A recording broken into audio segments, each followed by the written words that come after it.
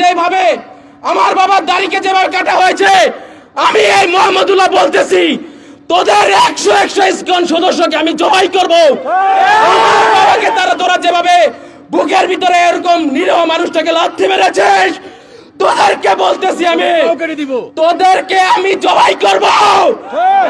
এই বাংলা জারি আমি বলতেছি মোদি, আমার বাবাকে তোরা যেভাবে উলঙ্গ করেছিস, আমি তোর ধুতি খুলবো, তোকে জবাই করব।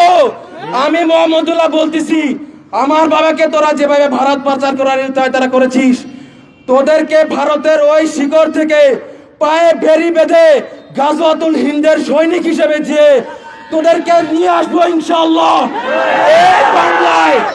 এই বাংলায় তোদেরকে জবাই করা হবে, এই বাংলায় তোদেরকে জবাই করবে ইনশাআল্লাহ তাআলা। আমার বাবাকে ওরা গত 21 তারিখে আমার বাবা সকালে আজগার আদায় করার পর 7টার দিকে হাঁটতে বের হয়েছিল। ওরা মাজুখান বাজার, গাজীপুরে মাজুখান সবাই ছিলেন, ওই মাজুখানে ওই জায়গায় 7টার দিকে কোনো দোকান খোলা থাকে না। ওরা 5 মিনিটের ভিতরে একটা অ্যাম্বুলেন্স ভাড়া করে আমার বাবাকে সরাসরি চাপ মেরে গাড়ি থেকে নেমে বাবার মুখে রুমাল ধরা হয়। তারপরে বাবা যেন রুমাল থেকে মুখ সরাতে না পারে সেজন্য বাবার পিছে বাবার ব্রেন টিউমারের সিরিয়াস অপারেশন হয়েছে।